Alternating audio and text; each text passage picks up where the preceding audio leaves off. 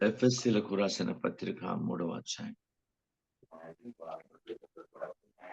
6 నుంచి చదవండి. ఈ మర్మమేదనగా హ్మ్. అన్యజనులు సువార్త వలన క్రీస్తు హ్మ్. యేసునందు యూదులతో పాటు సమాన వారసులను, ఒక హ్మ్. శరీరమందరి సాటి అవయవములను ఆ! వాగ్దానంలో పాలువారులై ఉన్నారనున్నదియే. హ్మ్. చదవండి. దేవుడు హ్మ్. కార్యకార్యకు తన శక్తిని బట్టి నాకు హ్మ్. అనుగ్రహించిన కృపావరము చొప్పున నేను హ్మ్. ఆ సువార్త పరిచారకుడినైతిని. హ్మ్. దేవుడు మన ప్రభువైన క్రీస్తు యేసునందు చేసిన నిత్య హ్మ్. సంకల్పం చొప్పున హ్మ్.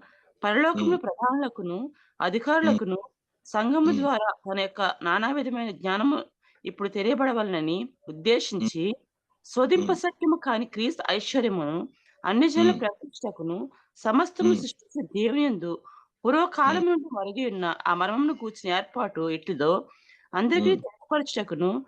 పరిశుద్ధులందరిలో అత్యల్పుడినైన నాకు ఈ కృప అనుగ్రహించెను. Praise God. పౌలుకిచ్చిన ఆ ధన్యతే జీసస్ పౌర్ణమిస్టిక్ దేవుడిచ్చాడు. అత్యల్పులమైన మనకు దేవుడు దయచేసిన అద్భుతమైన కృప ఏంటంటే, అన్యజనులకు సువార్త చేయడం దేవుడు మనకిచ్చిన ధన్యతది. యోగ్యులం కాదు, విద్యావంతులం కాదు, గొప్ప భక్తులు కాదు, ప్రార్థనాపరులం కాదు. ఆయన మనము ప్రపంచంలో గొప్ప పరిశుద్ధమైన, పరిపూర్ణమైన పరిశుద్ధం లేదు. ఏది కాకపోయినా దేవుడు మన యందు ఉంచిన నమ్మిక, ఆయన కృప, ఆయన కనికరము, దయ, ప్రేమ, వాత్సల్యత, క్రీస్తు అన్యజనులో ఈ మర్మము, క్రీస్తు యొక్క ఐశ్వర్యం అది. అది మర్మం. సువార్త అన్నది ఒక దైవిక మర్మం అది. ఆ మర్మం బయలుపరచబడింది. యూదులతో పాటు సహపౌరులుగా, సహ సంబంధమైన జీవితం జీవించడానికి దేవుడు అనుగ్రహించిన ధన్యత. అది ఇప్పుడు అన్ని జనుల మధ్యకి ఆ ఐశ్వర్యాన్ని పంచిపెట్టడం. క్రీస్తు ఐశ్వర్యమును, చాలా మంచి మాటది. దేవునికి స్తోత్రాలు కలుగునుగాక, దేవునికి మహిమ కలుగునుగాక. బైబిల్ గ్రంథంలో చాలా అద్భుతమైన మాట రాస్తాడు. దేవునికి లేఖనాలు చెప్తున్నాయి. శోధింప శక్యము గాని క్రీస్తు ఐశ్వర్యమును అన్ని జనుల్లో ప్రకటించడం. అది ఐశ్వర్యాన్ని ప్రకటించడానికి వెళ్తున్నాం. ఐశ్వర్యాన్ని ప్రకటించడానికి వెళ్ళినప్పుడు మనం ఐశ్వర్యవంతులు కావాలి. ఆలోచించండి. ఆయన ఐశ్వర్యాన్ని ప్రకటించడానికి వెళుతున్నప్పుడు మనం ఐశ్వర్యవంతులు కావాలి కదా. మరి మనలో ముందు దేనిలో ఐశ్వర్యవంతులు కావాలి మనం? ఎఫ్ఎస్సి 1వ అధ్యాయం 7వ వచనంలో ఏముంది? ఎఫ్ఎస్సి 1వ అధ్యాయం 7వ వచనం. కృపా మహదైశ్వర్యం బట్టి దేవుని కృపా మహదైశ్వర్యం బట్టి ఆ ప్రియునికి ఆయన రక్తము వలన మనకు విమోచనము అనగా మన అపరాధములకు క్షమాపణ మనకు కలిగి ఉన్నది. Praise God. ఎందుకంటే క్రీస్తు కృపా మహదైశ్వర్యం. ఆ కృపను నింపబడిపోవాలి. అందుకే పౌలు గారు అడిగినప్పుడు ఈ మూలునాడు తీసుకుని, నా కృప నీకు చాలు. సువార్త ప్రకటించడానికి కావాల్సిన కృప అంతా ఇచ్చేశాడు. శ్రమలు సహించడానికి కావాల్సిన కృప అంతా ఇచ్చేశాడు. అన్య జనుల నుంచి వచ్చిన సమస్యలు, నిందలు, వేదనలు, అవమానాలు వాటన్ని భరించడానికి కావాల్సిన కృప అంతా పౌలు గారికి ఇచ్చేశాడు ఆయన. అందుకే దేవుడు విజయవంతమైన సేవకుడిగా, నీతి కిరీటం పొందుకున్న దైవ సేవకుడిగా అతని జీవితంలో ఆశించబడ్డాడు పౌలు గారు. ఈ రోజు దేవుడు ఆ మహిమైశ్వర్యాన్ని మనకిచ్చి మనం ఐశ్వర్యవంతులుగా కృప ముందు కృపతో సంఘము దేవుని కృపతో పూర్తిగా నింబడిపోవాలి. ఆ కృపే నిన్ను జీవితంలో స్వార్థ ప్రకటించేవానిగా, మర్మములు తెలిపేవానిగా, దేవుని వాక్యానుసారమైన స్థితిని అనేక మందికి తెలిపేవానిగా, ఆయన జ్ఞానము, దేవుని యొక్క జ్ఞానము నా ద్వారా, నీ ద్వారా ప్రకటించడానికి ఆ కృపను మనకు కావాలి. దేవుని స్తోత్రం. బ్రతికినంత కాలం, మనం జీవిస్తున్నంత కాలం అన్నిటికీ మూల కారణం, మూల పరిస్థితి కృపే. ఒక ప్రార్థన చేయాలన్న కృప కావాలి, ఒక ఆరాధన చేయాలన్న కృప కావాలి, ఒక విధేయత చూపాలన్న కృప కావాలి, ఏదైనా స్వార్థ చేయాలన్న కృప కావాలి, అని ఒక స్వార్థ పత్రిక పంచిపెట్టాలన్న కృప, ఏది చేయాలన్నా దేవుని కృప మనకు తోడే. కృప అన్నది చిన్న సంగతి. మహాశక్తి ఉన్న 2 అక్షరాలే గాని మహాశక్తివంతమైన కార్యం చేసింది కృపే. కనుక కృపలో ఐశ్వర్యవంతులమే. మనం ముగ్గురికి ఇస్తాడు దేవుని కృప. మీ అందరికీ తెలుసు మాట. క్రైస్తవుడు దేవుని అందరి భయభక్తుల వారికి, మరి దేవుని నమ్మికుంచిన వారికి, దీనులకు దేవుడు ఎక్కువ కురిపిస్తాడు. ఈ 3 దైవిక లక్షణాలు మనకుంటే, ఈ 3 అర్హతలు మనకుంటే, దేవుని కృపలో మనం ఐశ్వర్యవంతులు ఉంటే, ఆ కృప ఎక్కడ ఏది ఎలా నీకు ప్రకటించాలో, ఎలా అన్యజనుల మధ్య నేను వాడుకోవాలో కృపకే తెలుసు. దేవుని స్తోత్రం. ఆ కృప మనల్ని నడిపించేస్తుంది. దేవునికి స్తోత్రం. మనం అద్భుతంగా దేవుని మహిమ కొరకు వాడబడిన దైవిక జీవితాన్ని మనం పొందుకుంటాం. దైవ ప్రజలు ఎవ్వరూ మామూలుగా ఉండే ప్రయత్నం చేయకండి. క్రీస్తు ఐశ్వర్యాన్ని తీసుకెళ్తున్నప్పుడు ఆయన ఇచ్చే దైవిక మర్మము, ఆ దైవిక ఐశ్వర్యాన్ని తీసుకెళ్లి సువార్తను ఐశ్వర్యంగా పరిగణిస్తున్నాడు ఇక్కడ. ఆ ఐశ్వర్యాన్ని తీసుకెళ్లి ప్రకటించబోతున్నాం మనం వీళ్ళు అక్కడికి. సువార్త వచ్చే 4-5 దినాలుగా దేవుని ఆత్మ మాట్లాడుతున్నాడు. ఇప్పుడు క్రీస్తు యొక్క ఐశ్వర్యాన్ని పట్టుకెళ్ళి అన్ని జనులకు చెప్పడానికి మనం వెళుతున్నాం. అంటే మనం ఐశ్వర్యవంతులం కావాలి. కృపలో నువ్వు నింపబడిపోవాలి. నింబడిపోవాలి నువ్వు. దేవుని ఆత్మతో కృపతో నింబడితే ఆ కృప పరిశుద్ధాత్మ శక్తి రెండు కలిపి మనని ఒక శక్తివంతమైన సాధనంగా మన జీవితాన్ని దేవుడు వాడుకుంటాడు. వీళ్ళు వాళ్ళని లేదు, చదువు వచ్చని లేదని కాదు, జ్ఞానం ఉందా లేదని కాదు, ఆయన వాడుకునేది ఆయన వాడుకుంటాడు. కానీ దీనత్వం ఉండాలి, ప్రేమ ఉండాలి, పరిశుద్ధత ఉండాలి, భయభక్తులు ఉండాలి, దేవునికి లోబడి ఉండాలి. ఈ దైవ లక్షణాలు మనకుంటే దేవుడు వాడుకోవడానికి ఇష్టపడతాడు. అలాంటి కృప దేవుడు మనకి ఇచ్చిన కాక.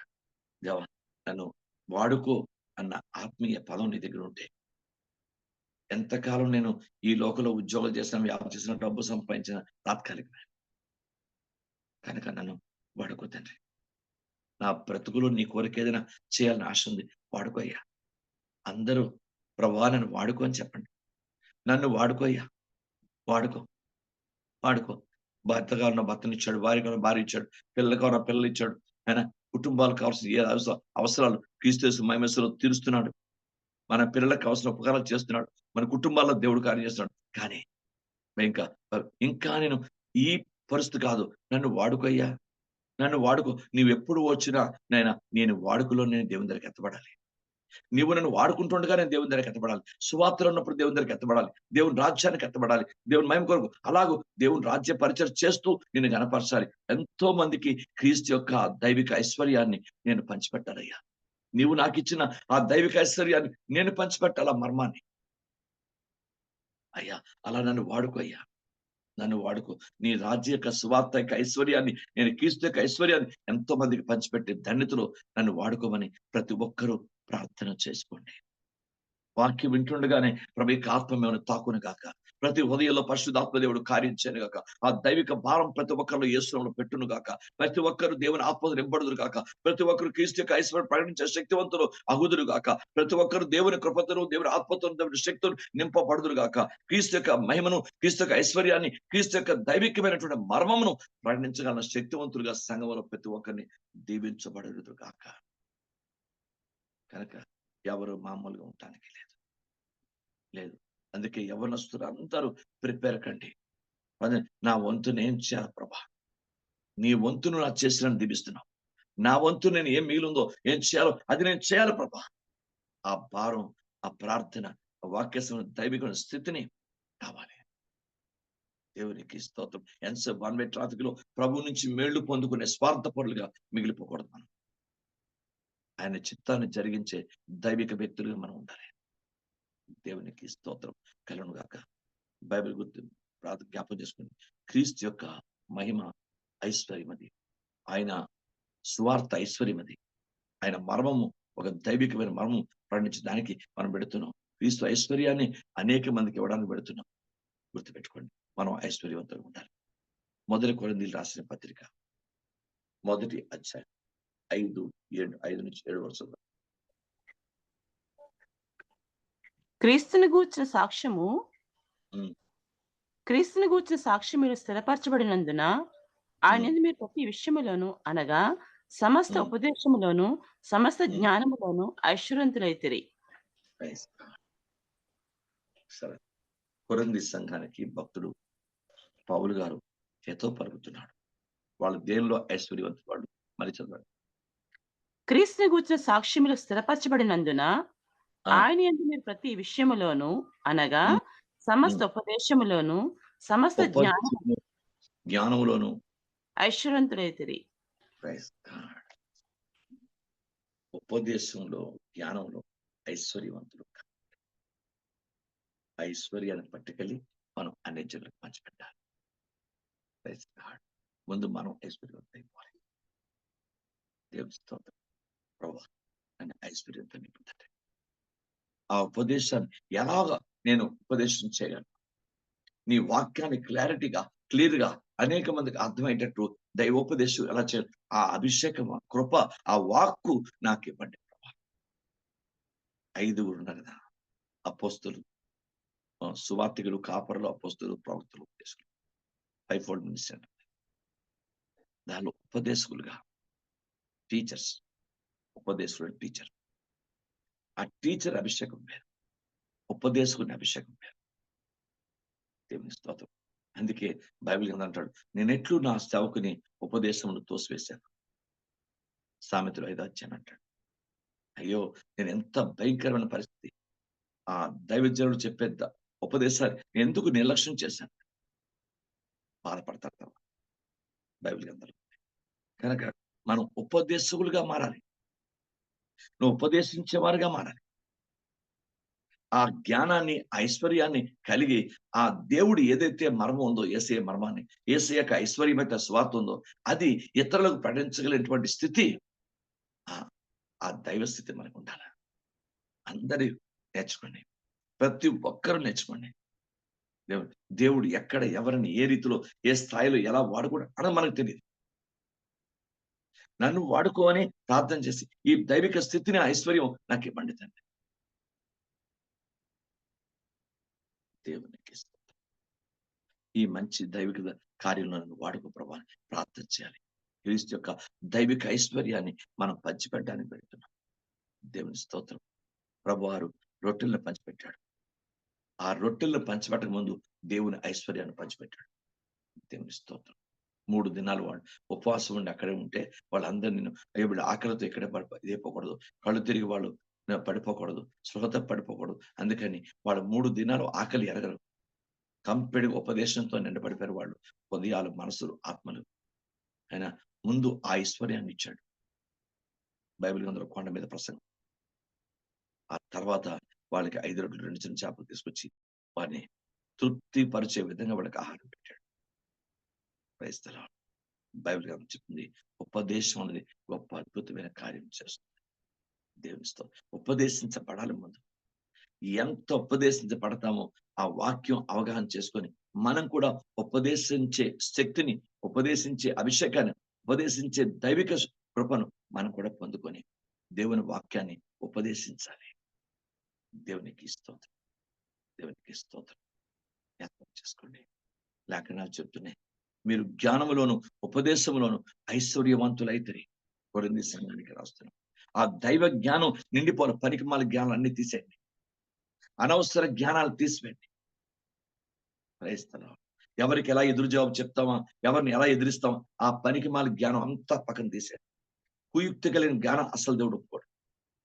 నేచురల్ గా దైవ జ్ఞానం, ఆత్మజ్ఞానం, ప్రభువును మహింపరిచే ప్రేమ, యథార్థమైన దైవ జ్ఞానాన్ని దేవుడు ఆశ్రయిస్తాడు. మా దగ్గర నుంచి పనికిమాల జ్ఞానాలు అన్ని పోతే గాని, ఆ పనికిరాని తీగలన్నీ పోతే గాని, ఆ పనికిరాని యొక్క మొక్కలు తీసిపెడితే గాని, కలుపు మొక్కలు తీసివేయబడితే గాని ఉన్న మొక్కకు ఫలం రాదు. నాలో మాలో కూడా మనందరిలో ప్రభువుకున్న, మన దగ్గర ఉన్న ప్రభువుకి ఆయుష్కర మాట్లాడి అవన్నీ తీసివేస్తే గాని కొత్త జీవితానికి మనం సరిగ్గా వెళ్ళలేము. మనలో వాక్యానికి విరుద్ధమైన ప్రతి మనస్తత్వ, ఆలోచన విధానం, మన జీవితం అన్ని వాక్యాన్ని వ్యతిరేకమైన ప్రతి పాపం నా నుండి మన నుండి తొలగిపోవాలి.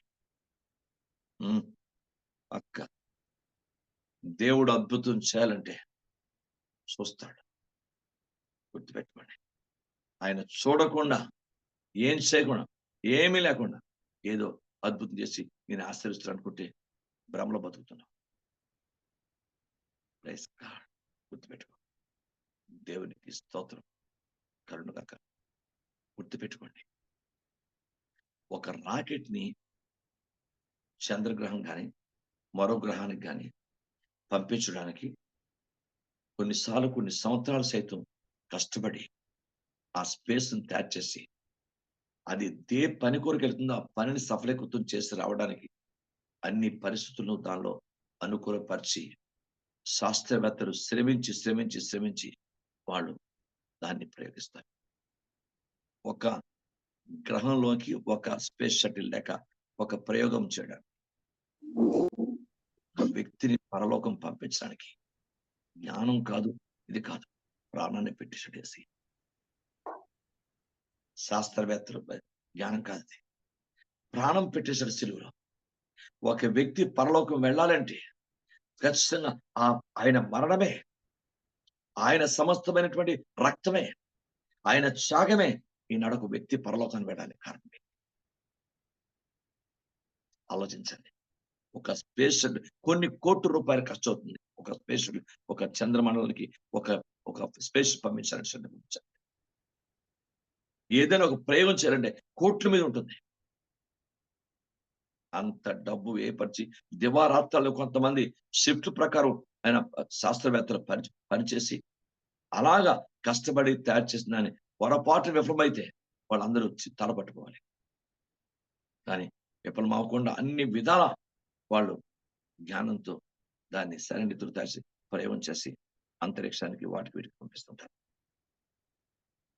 మరి శాస్త్రవేత్తకి ఇచ్చినటువంటి కంటే సర్వశక్తుల జీసస్ ఒక వ్యక్తి పరలోకం వెళ్ళడానికి తాను పూర్తిగా అర్పించుకున్నాడు. పరిశుద్ధాత్మను భూమి మీద పంపించి పరిశుద్ధాత్మ ఆధారకర్తగా పంపించి ఆయన ఎలా నడిపించాలో ఆయన పంపిస్తున్నాడు. పరమందు తండ్రి ఉండి ఆయన సింహాసనం కూర్చుండి ఆయన ఎన్ని ప్రయత్నాలు చేయాలో ఒక మానవుడికి ఒక పరలోకం వెళ్ళడానికి అన్ని ప్రయత్నాలు చేస్తున్నాడు. పడిపోతే లేవనెత్తున్నాడు, తప్పిపోతే మళ్ళీ లేవనెత్తున్నాడు, ఓడిపోతే తిరిగి జయారిస్తున్నాడు. మనం ఎక్కడెక్కడ క్షీణించిపోతున్నాం అక్కడి నుంచి లేవనెత్తాడు. ఇన్ని పరిస్థితులు ఉపయోగించి చివరికి ఒక వ్యక్తి పరలోకానికి వెళ్ళడానికి తండ్రి కుమార పరిశుద్ధాత్ములు ముగ్గురు బలపడి పనిచేస్తే తప్ప ఒక ఆత్మ దేవుని దగ్గర చేయడం కష్టమవుతుంది. ఆలోచించండి. అందుకే వారు తమ ప్రయాసాలు మాని వారి విశ్రాంతిలో ప్రవేశించారు. ఆలోచించండి. మరి క్రీస్తు ఎంత శ్రమ పడితే గాని ఆ సువార్త మర్మం మన దగ్గరికి వచ్చింది. ఆ దైవికమైనటువంటి ఆ క్రైస్తు ఐశ్వర్యం మన దగ్గరికి వచ్చింది. ఐశ్వర్యాన్ని పంచిపెట్టడానికి మనం పెడుతున్నాం. అదే సువార్త. దేవునికి స్తోత్రం. ఆఖరిగా యెషయా గ్రంథం 33వ అధ్యాయం 6వ వచనం.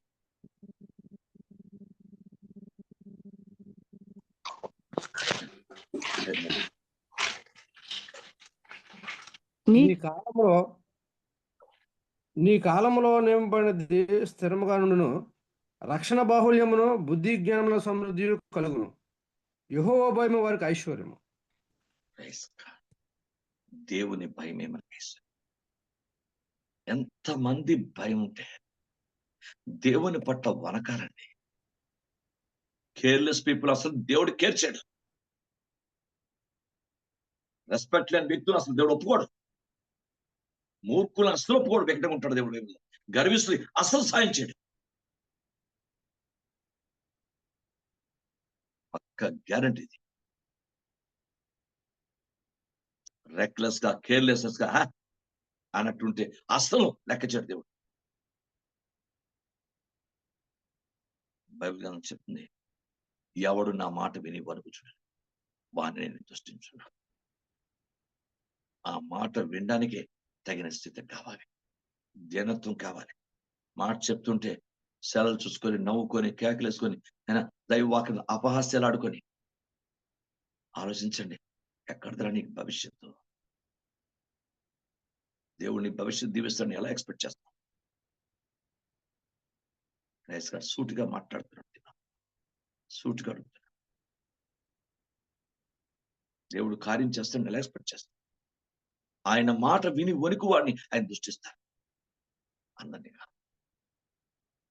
అందరినీ బతిమలాడు చెప్తాను, దయచేసి మీరు బయట కాన్సన్ట్రేట్ చేయలేరు, లోపల రండి, దయచేసి లోపల రండి. అందరికీ నేను చెప్తాను. దురదృష్టం అదృష్టమో తెలియదు, సంఘము స్పేస్ చిన్నదైపోయింది. ప్రజలు కూర్చోడానికి కూడా చాలా ఇబ్బందికరంగా ఉంది. మరి నేరో ప్యాంట్లు వేసుకున్న వాళ్ళకి అసలు కష్టం. అలాగని నేను ఏం చెల్లి ఎన్ని కుర్చీలను లోపలికి వేయగలరు? మిగతా వాళ్ళందరూ ఎలా కూర్చోగలరు? పరిస్థితులను అర్థం చేసుకొని, అయ్యా ఎవరు ఆయన మాట విని వణుకుతుంటారో ఆ దీనత్వం మన దగ్గర రావాలండి. ఎస్, ఆయన మాట విని వణికేవారు ఆయనకి కావాలి. అందరికీ కార్యాలు చేయడం అలా ఏదో మబ్బుతో బతకద్దు.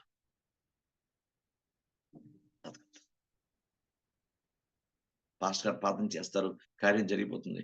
మా అమ్మ ప్రార్థన చేస్తుంది, మా నాన్న ప్రార్థన చేస్తాడు, మా అన్నయ్య ప్రార్థన చేస్తాడు, సంఘం బ్రదర్స్, అంకుల్స్, ఆంటీలు ప్రార్థన చేస్తారు, నాకు కార్యం నో, అలా చేయకు. నీ జీవితంలో నేను దేవుని మాట విని వణుకుతున్నాను అనుకుంటే నీ కార్యం చేస్తాను. లేకపోతే అంతే మిగిలిపోతుంది. పబ్లిక్ గా దేవుని వాక్యం చెప్తున్నాడు. నువ్వు ఎవరైనా దేవుడు బైబిల్ చెప్తుంది, ఎవడు దీనుడే, ఎవడు దీనుడే. Praise God. వణుకుచుండను షాబా బాబా, ఆయన మాట విని వణుకుచుండరా బాబా. జకరియా భయపడక, వణికిపోతున్నాడు స్వరమైన కానీ భయపడక. నీ భార్యను ఎలిజబెత్ గర్భం ధరించారు. దేవునికి స్తోత్రం. ఆ బిడ్డ యొక్క భవిష్యత్తుని దేవదూత చెప్పాడు. దేవుని స్తోత్రం. హల్లెలూయా. బైబిల్ గ్రంథాలు గానుగ చాటుకెళ్ళి గోధుమలు దొల్ల కొట్టుకుంటూ వెనక ఉన్నాడు. దేవదూతను చూసి బైబిల్ గ్రంథాలు పరాక్రమ కలిగిన బలాఢ్యుడా బయటికి రా. దేవునికి స్తోత్రం. దేవదూతలు గాబ్రియలు వచ్చినప్పుడు గొర్రెల కాపరు భయపడుతూ వణుకుతున్నారు. వాళ్ళు భయపడకండి, ప్రజలందరూ కలిగి మహా సంతోష స్వత్వం నేను మీకు తెలియజేయడం వచ్చాను. దావీదు పట్టమందుడు మీరు రక్షకుడు మీ కొరకు పుట్టాడు. భయం వనకాల. ఆయన మాట వింటున్నప్పుడు మన హృదయం వనకాల. అప్పుడు నీవు అద్భుతాన్ని చూస్తావు. షాబాబా, ఆశ్చర్యకారం చూస్తావు. నీ క్వాలిఫికేషన్ బట్టి, నీ పరిస్థితిని బట్టి ఏది కాదు. ఆయన మాటకు నువ్వు విలువిచ్చావు, ఆయన మాట విని వణుకుతున్నావు, ఆయన మాట విని భయపడుతున్నావు, ఆయన మాటకి ప్రాధాన్యత ఇచ్చావు. Then God will do the miracle in your life. అంతవరకు కార్యం శాసించు. ఏ రోజు ఆ పశ్చాత్తాపం, ఆ దేవుని భయం నీ జీవితంలో వస్తుందో అప్పుడు యూ కెన్ ఎక్స్పెక్ట్ దేవుని కార్యం ఎక్స్పెక్ట్ చేయి.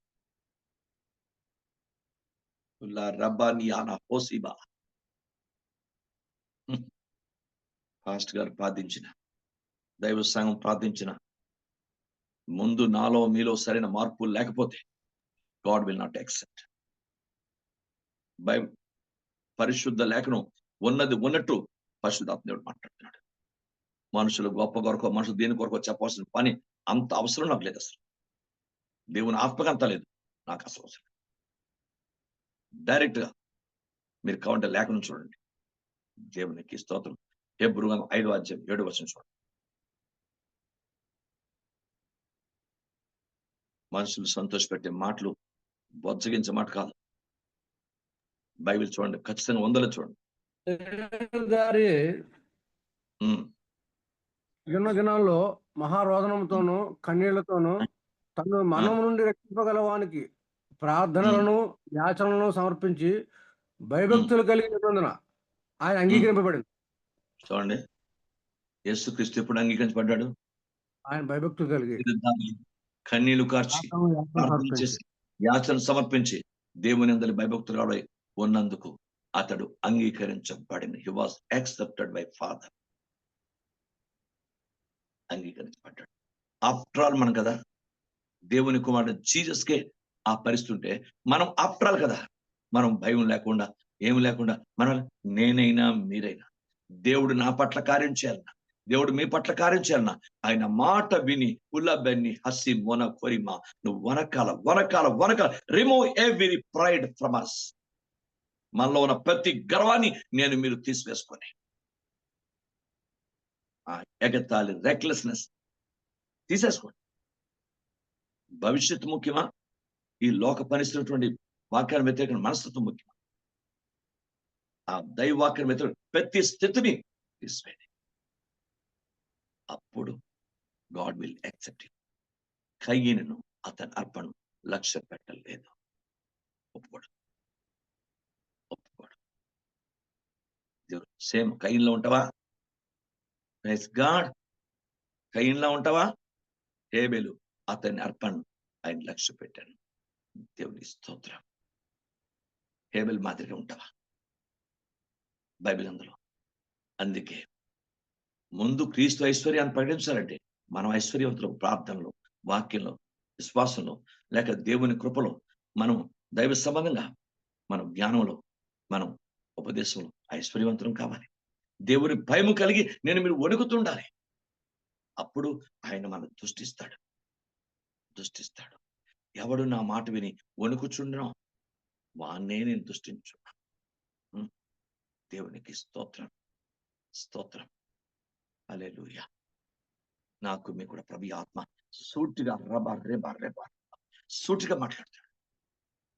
నేను మీకు చెప్పాను, దాపరికొంటలేదు, డైరెక్ట్ నేరుగా మాట్లాడుతుంటే మీ ఆత్మ తగ్గించుకోవాలా, వణుకుతుండాలి. అప్పుడే నీ హృదయాన్ని, నీ మనసుని, అంతరంగాన్ని, నీ స్థితిని చూసి నీ పట్ల ఎలాంటి కార్యం చేయాలో ఆయన చేస్తాడు. హల్లెలూయా. అంతవరకు ప్రభు కార్యాన్ని ఎక్స్పెక్ట్ చేసిన దేవుని స్తోత్రం. Glory to the name of Jesus. అండి బైబిల్ చూడండి, దేవునికి మహిమ. ఉదయం చూసారా, చిన్నవాడు వాడు ఎప్పుడు నేను చూశాను, ఏ రోజు కూడా వాడు గట్టిగా నేను గసిన్న వాక్యం చెప్పిన పాదన వాడు మౌనవుతాడు, చాలా దినం ఉంటాడు.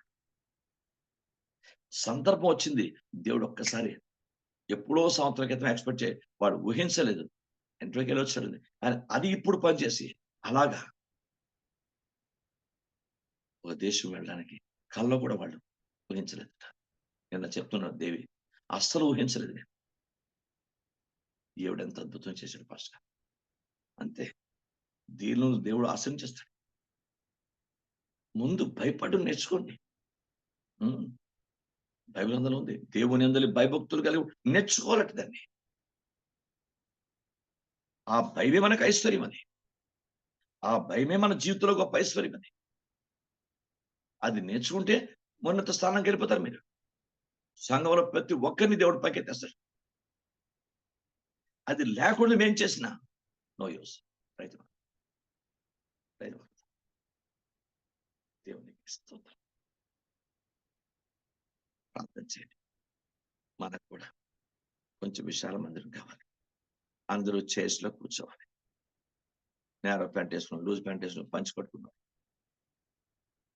మోకాళ్ళు నొప్పున్నాడు, నడు నొప్పున్నాడు, అందరూ వీడు వాళ్ళని కాదు, అందరూ చైర్స్ లో కూర్చోవాలి. అందరూ వాక్యాన్ని స్పష్టంగా వినాలి. ఒకే ప్రదేశంలో ఒకే చోట అందరూ కూర్చోవాలి. అక్కడక్కడ ఇలా కాకుండా, స్థలం లేని పరిస్థితుల్లో ఉండకుండా దేవుడు కార్యం చేయగలరు. మీ ప్రార్థనలో జ్ఞాపకం చేసుకోండి. దేవుని స్తోత్రం. మనం దేనికి పెడుతున్నాం? క్రీస్తు ఐశ్వర్యాన్ని, క్రీస్తు మర్మాన్ని పంచిపెట్టడానికి పెడుతున్నాం. అందుకే ఈరోజు కాన్సెప్ట్, మనం ఐశ్వర్యవంతులు కావాలి. దేవుని కృపలో, ఉపదేశంలో, జ్ఞానంలో, అన్నింటిలో కూడా ఐశ్వర్యవంతులు కావాలి. ఆ ఐశ్వర్యాన్ని పంచిపెట్టాలి. దేవుని స్తోత్రం. అందుకు దేవుని భయమే వరకే. దేవుని భయం నాకు మీకు ఉండాలి. ఎవడు నా మాట విని వణుకుచుండారు. క్రైస్తలాడు వాడిని దృష్టిస్తున్నాను. అద్భుతం జరిగిపోతుంది, ఆశ్చర్యకార్యం జరిగిపోతుంది. దేవుడు మన సిగ్గునాథనప్పుడు దేవుడు తన మాటలు మన వెనుకల్లో దీవించునుగాక. ఆమేన్. ప్రార్థన చేద్దాం. పరిశుద్ధాత్మ ద్వారా, దేవుని ఆత్మ ద్వారా సంఘంలో ప్రేరేపించబడండి.